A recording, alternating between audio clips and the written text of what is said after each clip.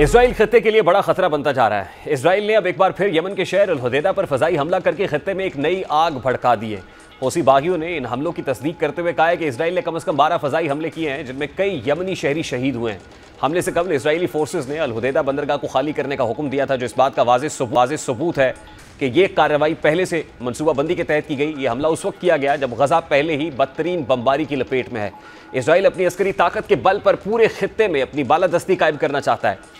गजा की सूरत हाल भी किसी अलमिया से कम नहीं है। सिर्फ 24 घंटों में इजरायली टैंकों और फजाइया की यलगार ने मजीद 100 से जायद फलस्तीनियों को शहीद कर दिया, जिनमें बच्चे भी शामिल हैं।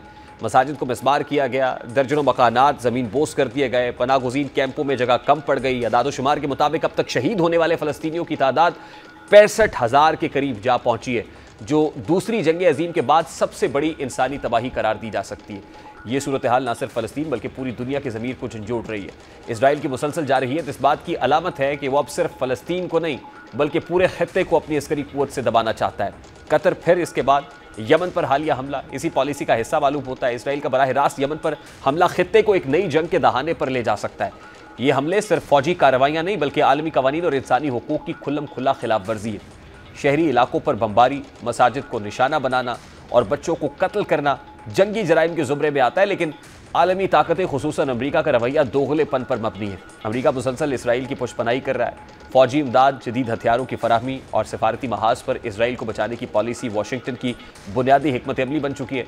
यही वजह है कि सलामती काउंसिल में जब भी फ़लस्तीन के हक़ में कोई करारदाद आती है तो अमरीका वीटो कर देता है। यह रवैया न सिर्फ मशरिक़ वस्ता में कशीदगी को बढ़ा रहा है बल्कि अमरीका की अखलाकी साख को भी दुनिया भर में मजरू कर रहा है। आलमी बरादरी ये देख रही है कि अमरीका इंसानी हुकूक की बात सिर्फ वहाँ करता है जहाँ उसके मफादात होते हैं, जबकि फ़लस्तीन और यमन के बेगुनाह अवाम के खून को नज़रअंदाज कर दिया जाता है।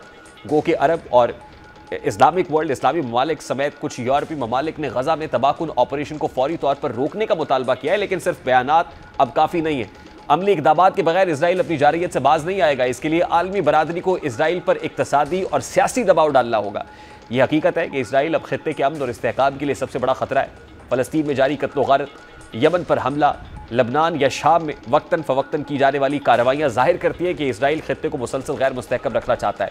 उसका मकसद अपनी अस्करी बालादस्ती कायम रखना और फ़लस्तीनी रियासत के क़याम को हमेशा के लिए सबूताज करना है।